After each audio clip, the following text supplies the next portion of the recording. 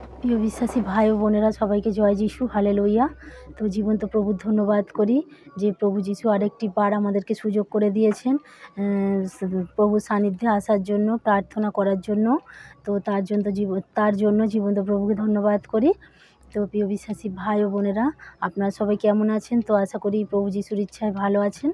তো আসুন আমরা প্রিয় বিশ্বাসী ভাই বোনেরা যে যেখানে আছি নম্রভাবে প্রভুর চরণে আসি, প্রভুর প্রার্থনা করি।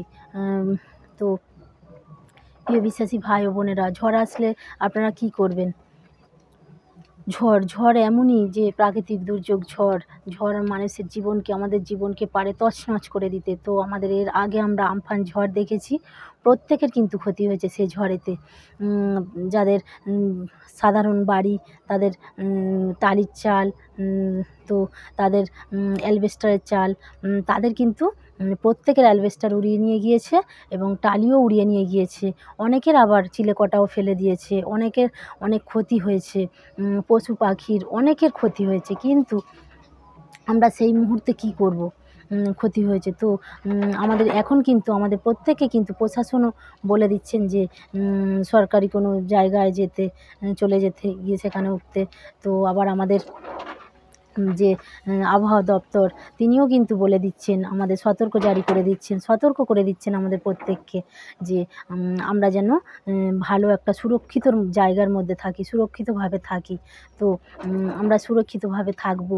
তো সুরক্ষিতভাবে থাকতে পারি, কিন্তু থাকলেও ঝড় এমনই জিনিস আমাদের জীবনকে কিন্তু তছনছ করে দেয়। তো 140 কিলোমিটার বেগে ঝড় আসছে, তো তার হাত থেকে আমাদের বাঁচতে কী করতে হবে? হ্যাঁ, আমরা যাই না, হতে পারে 140 কিলোমিটার ঝড়, কিন্তু আমরা ঈশ্বরের সন্তান আছি। আমরা কেউ এতে ভয় পাবো না, হতাশ হব না, নিরাশ হব না। সর্বদাই আমরা প্রভুতে বিশ্বাস হয়ে থাকবো, সেই জায়গায় অটুট হয়ে দাঁড়িয়ে থাকবো। হ্যাঁ, অনেকে যান, যাদের ছাদফেলা ঘর নেই, সুরক্ষিত জায়গায় চলে যান, কিন্তু সেখানে প্রার্থনা করুন, প্রভুতে বিশ্বাস থাকুন, প্রভুর কাছে প্রার্থনা করুন। আমাদের প্রভু কিন্তু তিনি মহান ঈশ্বর, জীবন্ত ঈশ্বর, তিনি কিন্তু ঝড় থামিয়েছিলেন। তো আমরা প্রভু যিশুই থামিয়েছিলেন ঝড়কে। আমরা কিন্তু সেই জায়গা থেকে, আমরা সেই সুরক্ষিত জায়গার মধ্যে থেকে, যেখানেই থাকি না কেন, সেখান থেকে আমরা কিন্তু ঝড়কে ধমক দেব, প্রভু যিশু নামে ধমক দেব, দিয়ে কিন্তু আমরা ঝড়কে তাড়িয়ে দেবো। কারণ প্রভু যিশু আমাদের ধমক দিয়ে ঝড়কে থামিয়েছিলেন। ঝড় কিন্তু সেই মুহূর্তে থেমে গিয়েছিল। তো যিশায়ু তো আমরা দেখব 30 অধ্যায় 30 পদে কী বলেছেন।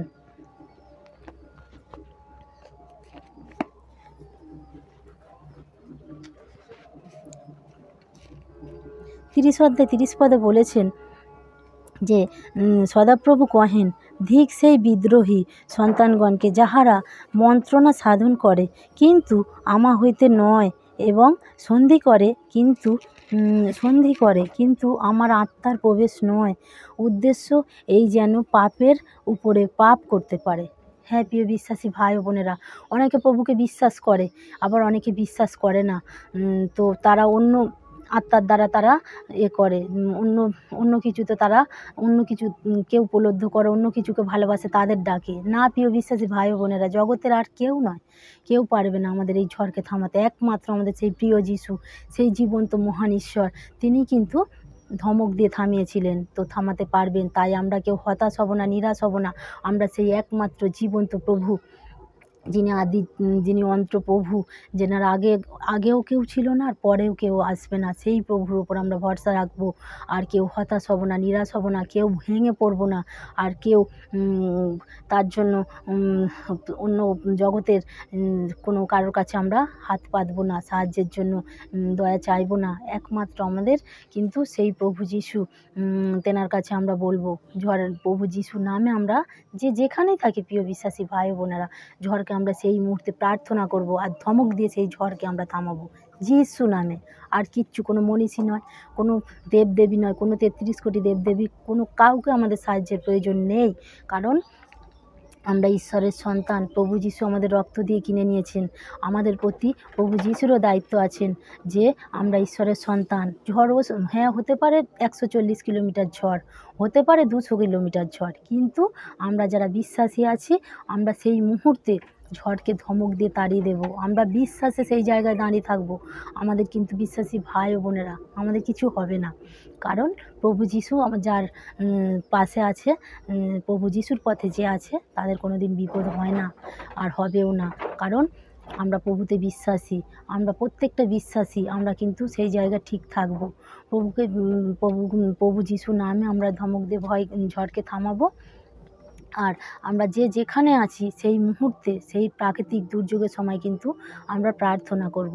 কারণ এটা কোনো অস্বাভাবিক বিষয় নয়, এটা স্বাভাবিক বিষয়। প্রত্যেকটা বিশ্বাসীর জীবনে স্বাভাবিক বিষয়। কারণ এখন কেন, অনেক দিন থেকে আমফান ঝড় হয়েছে, আয়লা ঝড় হয়েছে, আরও নানা রকম ঝড় হয়েছে। তো ক্ষতি হয়েছে, কিন্তু অল্পর ওপর দিয়ে কারোর হয়েছে, কারোর বেশির ওপর দিয়ে হয়েছে। কিন্তু আবার যারা প্রভু বিশ্বাসী, যারা প্রার্থনা করেছে, তাদের কিন্তু কিছুই হয়নি। তো প্রিয় বিশ্বাসী ভাই ও বোনেরা, তাই আমরা কেউ হতাশ হব না, কেউ ভয় পাবো না। আমরা বিশ্বাসে অটুট থাকবো, আর আমরা প্রার্থনা করব। প্রত্যেকের দ্বারা আমরা প্রার্থনা করব। যখন ওই দুর্যোগ, প্রাকৃতিক ঝড় শুরু হবে, সেই মুহূর্তে আমরা কেউ চুপ থাকবো না, কেউ থেমে থাকবো না।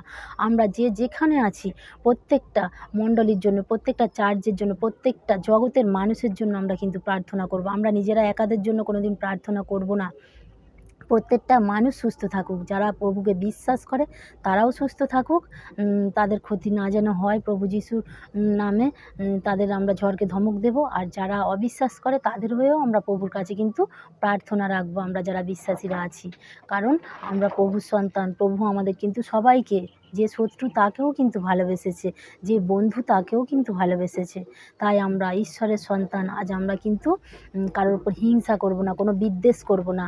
সেই মুহূর্তে আমরা কিন্তু প্রত্যেকে ঝড়ের প্রাকৃতিক দুর্যোগের সময় আমরা কিন্তু প্রার্থনা করব, প্রত্যেকে প্রার্থনা করব প্রভুর কাছে। আমরা নম্রভাবে প্রভুর চরণে পাপ স্বীকার করে প্রার্থনা করব আমরা।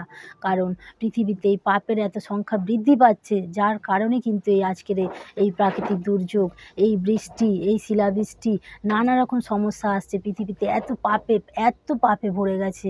জগতের মানুষেরা এত নোংরা পাপ করছে, এত নোংরা ভাষায় মানুষকে গালাগাল দিচ্ছে, এত কটু কাজ করছে, এত বিচ্ছিরি মানে সিরিয়াল দেখছে, এত এত লালসার লোভ তাদের মধ্যে আসছে, যার কারণে প্রভু যিশু কিন্তু তার কারণে এই প্রাকৃতিক দুর্যোগ আসছে কিন্তু আমাদের প্রত্যেকের জীবনে। তাই আমরা প্রভু যিশুর কাছে প্রত্যেকটা বিশ্বাসী ভাই ও বোনেরা প্রার্থনা রাখবো, আর প্রভুর কাছে বলবো, প্রভু গো, আমরা জঘন্য পাপ করেছি প্রভু, এই প্রাকৃতিক দুর্যোগের হাত থেকে আমাদেরকে বাঁচাও বলে ঝড়কে আমরা কিন্তু ধমক দিয়ে তাড়িয়ে দেবো।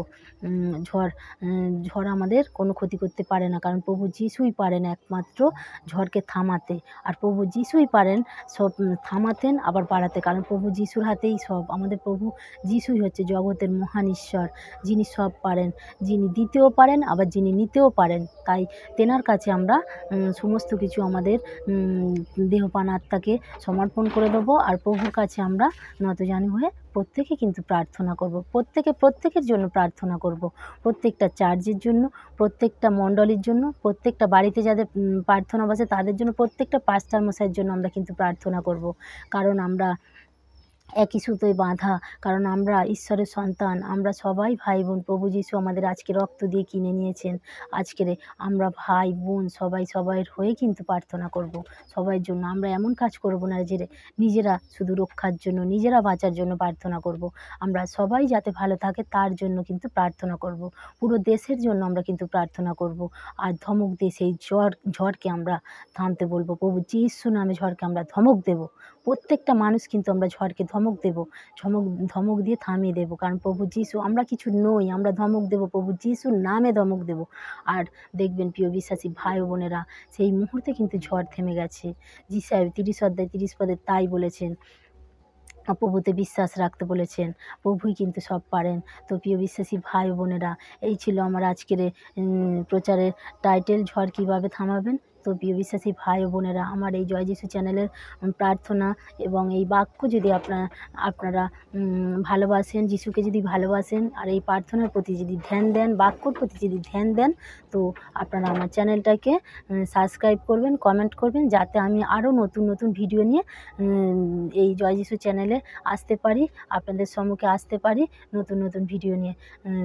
আর আপনারা যদি সাবস্ক্রাইব করেন, কমেন্ট করেন, তো আমি ভিডিও প্রার্থনা বানানোর জন্য, ভিডিও আনার জন্য নিজে উৎসাহিত হব। তো জয় যিশু, হালেলুয়া, প্রেজ দ্য লর্ড।